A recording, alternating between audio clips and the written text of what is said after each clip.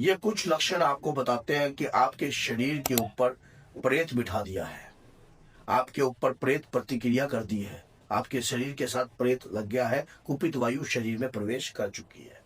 जो आज मैं इस वीडियो के माध्यम से आपको बताना चाहता हूं, जो लक्षण मैं आपको आज बताऊंगा, उन लक्षणों से आपको सावधान हो जाना चाहिए। उन लक्षणों से आपको ये जानने को मिलेगा कि वाकई में ही आपके ऊपर जो है प्रक्रिया हुई है, वाकई में ही आपके ऊपर जो है क्रिया हुई है, और इसके बाद आपको क्या करना चाहिए। जब कोई प्रेत हमारे घर में या हमारे शरीर में प्रवेश करता है तो हम अपने आप को ऐसा महसूस होते हैं कि हम विचलित हो चुके हैं। हमारा ध्यान अपने कर्तव्य से पूर्ण नहीं रहता, भटकने लग जाता है। हम सोचते कुछ और है, होता कुछ और है, चाहते कुछ और है, पाते कुछ और है। सोचने समझने की शक्ति जो है बिल्कुल छीन हो जाती है, क्योंकि ये पहला उद्देश्य तो होता ही होता है। पहला उद्देश्य ऐसा क्यों होता है? क्योंकि अगर ऐसा उद्देश्य ना हो, अगर ऐसा उद्देश्य ना हो तो आप उस प्रेत को अपने शरीर पर पनपने ही नहीं देंगे। अगर आपके घर के व्यक्ति के साथ, किसी के साथ ऐसा हो रहा है, रिपोर्ट में बार बार कोई आपकी रिपोर्ट में नहीं आ रहा लेकिन शरीर में पीड़ा बनी रहती है, ऐसा रोग बने हुए हैं, तो शरीर पर प्रेत कैसे बिठाया जाता है सुन लीजिए। जिस व्यक्ति के साथ किसी भी प्रकार का कोई रोला रप्पा, कोई प्रॉपर्टी विवाद या जमीनी विवाद या कोई लेन देन या कुछ भी आपका किसी के साथ अगर सिलसिला मैटर चल रहा है, सामने वाला व्यक्ति को नॉलेज नहीं है, उसे पता नहीं है कि कैसे हमारे शरीर के ऊपर प्रेत बिठा दिया। आपकी फोटो से भी काम हो जाता है, आपके बालों से भी काम हो जाता है, और आपके नाम से भी काम हो जाता है। आपके गोत्र पता होना चाहिए, आपका नाम पता होना चाहिए, आप दुनिया के किस हिस्से में बैठे हो ये पता होना चाहिए। जब तांत्रिक लोगों को ऐसी प्रक्रिया पता होती है, करवाने वाले को भी ये बात पता होती है। अधिकतर ये कार्य शत्रु विद्या में होते हैं। जब किसी के साथ कुछ शत्रुता होती है, जब किसी के साथ कोई व्यक्ति एक दूसरे के प्रति जो है किसी शत्रुता भाव में बैठा होता है, तब ये कार्य अक्सर आपके साथ होंगे। और ऐसी स्थिति में सामने वाले के विभिन्न अंगों को डैमेज किया जाएगा, जैसे कि लीवर, किडनी, अधरंग, शरीर पर दवाई ना लगना, शरीर पर दवाई नहीं लगेगी, कोशिश करोगे और ज्यादा पैसे लगते जाएंगे। सोचने समझने की शक्ति तो पहले ही छीन हो चुकी है, बुद्धि का बंधन हो जाता है, दिमाग काम नहीं करता है, आपको लगता है कि पता नहीं क्या हो चुका है, विचलित हो चुके हो, बिल्कुल विचलित हो चुके हो। समझ में नहीं आ रहा है मुझे, मेरे साथ ऐसा क्या लग गया है, क्या हो चुका है। बिजनेस, व्यापार, सब कुछ खराब कर रहे हो आप। घर में आप स्वयं जो है, आपका लीवर फैटी था लेकिन डैमेज बता दिया, छोटी सी बीमारी थी बढ़ती गई। कई बारी आपके साथ देखा गया कि शरीर में एक तापस सा चढ़ गया है, शरीर में मर्यादित बुखार जैसा बना रहता है। रिपोर्ट में आपके हल्का सा बुखार आता है लेकिन शरीर जो है कुछ काम करने का मन ही नहीं करता। तो शरीर पर प्रेत बैठा है, परमानेंट टारगेट पर भेजा हुआ है, बर्बाद करेगा। और जिसको ज्ञान नहीं है वो तो होगा ही होगा। जिसको पास भी ज्ञान नहीं है, जिसको पता ही नहीं है कि प्रेत वाक्य में बिठाया कैसे जाता है, जिसको पता ही नहीं इसको उतारा कैसे जाएगा, उसे क्या पता बेचारे को। अब बेचारा कई आदमी तो बिल्कुल आम है, उनको तो पता ही नहीं है कि ऐसी भी कोई चीज हो सकती है, वो इस चीज को मानते ही नहीं है। क्यों? भगवान ने बहुत कुछ उनको दे रखा है खाने पीने को, और जो मानता तो वही है ना, जिसके पास जिसको टोटा है या वो है। ये चीजें तो होती है, टारगेट पर ये काम किए जाते हैं। सामने वाला व्यक्ति के साथ ऐसी ऐसी बातें हो रही हैं और समझ में कुछ आ नहीं रहा, विचलित हो पड़ा है वो। ऐसे समय पर बाबा का एक कार्य करने लग जाइए जब ऐसी चीजें आपके साथ होती है। जिस व्यक्ति ने आपके ऊपर भेजा है, आपकी प्रक्रिया करके तैयार कर उसके ऊपर एक क्रिया बिठाकर प्रेत को बिठा दिया है, भैया ये व्यक्ति जो है निकलना नहीं चाहिए।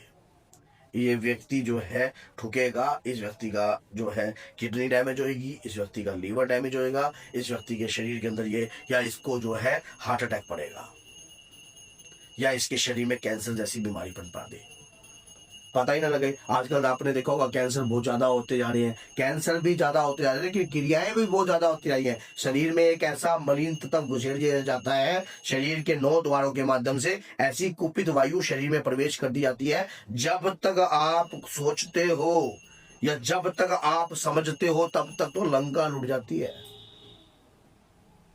अगर ये वीडियो आपके पास आ रही है और आप सोच रहे हो कि भैया हमारे ऊपर कौन कर सकता है, हमारे साथ कौन लगा सकता है ऐसे काम, हमारे साथ तो कोई ऐसा काम कोई कर नहीं सकता, ये क्या पता कब किसका बुरा वक्त आ जाए, क्या पता कोई व्यक्ति कब किसको, लेकिन तरीका आपको पता होना चाहिए। वीडियो सबके लिए हितकारी है, क्योंकि समाज की जो लड़ाई है हाथापाई की नहीं है, फूका फाकी की लड़ाई है। सामने वाला व्यक्ति को ठोकने के लिए, ऐसे घमंडी अहंकारी व्यक्ति को ठोकने के लिए लोग ऐसा कदम उठाते हैं जब कोई व्यक्ति किसी की सुनता ना हो, जब कोई व्यक्ति मानता ना हो। तो माँ दुर्गा ने भी, हनुमान जी ने भी जो मुग्ध रखा हुआ है तुम्हारे सामने, ये जो रखा हुआ है, ये कोई वैसे तो ना रखा है, शस्त्र क्यों रखा हुआ है?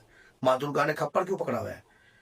ये आप सोचो कि राक्षस हैं, ऐसे लोग बैठे हैं, ऐसे लोग बैठे हैं जो गलत प्रकार की प्रक्रिया करते हैं। वैसे नहीं है जो देवी देवताओं ने ये शस्त्र रखे हुए। महाभारत के युद्ध में आपने देखा होगा, जो अर्जुन था उन्होंने भी भगवान शिव का अस्त्र प्राप्त करने के लिए तपस्या करी, ब्रह्मास्त्र को प्राप्त करने के लिए प्रयास किया, काफी रास्ते काफी विद्याओं को ग्रहण करने के लिए प्रयास किया। भगवान राम ने भी विश्वामित्र से शस्त्र विद्या सीखी।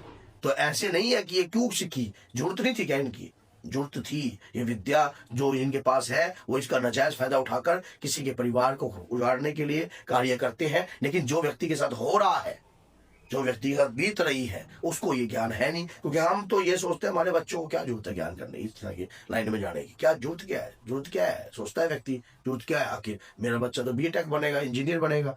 और बीटेक तो बनेगा, क्या पता समाज तो गंदा है, समाज में तो ऐसे ऐसे भूत बैठे हैं जो ऐसे ऐसे क्रिया करते हैं, समाज में तो ऐसे ऐसे लोग हैं। अब आपको ये चीजें नहीं लगती कि हमारे पास जब फोन आता है या हमारे पास जब उन व्यक्ति ऐसे लोग आते हैं, जब उनके साथ ये चीजें हुई भी होती हैं, ये समस्याएं हुई भी होती हैं, तब हमें पता लगता है कि वाकई में इससे भी गंदे लोग बैठे हैं, ऐसे ऐसी प्रक्रियाएं करने वाले लोग बैठे हैं। लेकिन हमारा कोई वीडियो वैसे तो ना बना रहे हम, जब ऐसी लोग हैं तब जाकर वीडियो बना रहे हैं, तभी जाकर तो हम बता रहे हैं कि वाकई में ऐसे लोग हैं और कार्य करते हैं।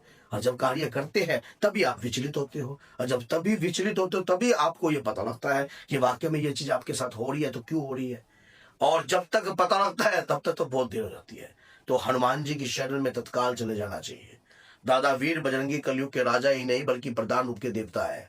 आपको शरण पड़े को हमेशा अपनाते हैं, राम भक्त को हमेशा अपनाते हैं, माँ दुर्गा के भक्त को, माँ काली के भक्त को, जो भी सच्चे मन से आप जिस भी इष्ट आराध्या की आप प्रार्थना करते हो और उसके बाद भी अगर आप हनुमान जी की शरण में जाते हो तो वो हर भक्त की लज्जा रखते हैं और आपके सिर पर आप हाथ भी रखते हैं और फिर आपको मार्गदर्शन देते हैं। लेकिन इंसान जो है मतलबी है, अपने स्वार्थ से वो भगवान को भूल जाता है उसके बाद भी। तो कभी भी आप अपने इष्ट की प्रार्थना करो कि बाबा मुझे रास्ता दिखाओ। अगर जब भी आपको ये वीडियो देखने के बाद भी रास्ता नहीं मिला तो रास्ता हम दिखाएंगे कहीं ना कहीं। अगर मेरे मुंह से ये वीडियो बन रही है तो ये भी भगवान स्वयं बनवा रहे हैं। तो हमारी वीडियो के माध्यम से भी आप इस प्रकार की चीजों से बच सकते हो, इस प्रकार की बुराई से अपना पीछे छुड़ा सकते हो। एक भक्त मेरे पास ऐसा ही आया था जिसकी किडनी डैमेज हो चुकी थी। एक ऐसी ही लेडी आई थी जिसको ब्रेस्ट का कैंसर था। बाबा की कृपा से ठीक हुए हैं, हनुमान जी की कृपा से ठीक हुए हैं। रास्ते मिलते हैं लेकिन चुनना आपका होता है। जब तक आप चुनोगे नहीं तब तक आपको पता ही नहीं लगेगा कि क्या चीज है। तो अगर वीडियो अच्छी लगे तो लाइक कीजिए, 10 लोगों तक जरूर शेयर कीजिए, सामने वाले का हित हो सके ताकि। तो बोलिए जय सीताराम, जय माता दी।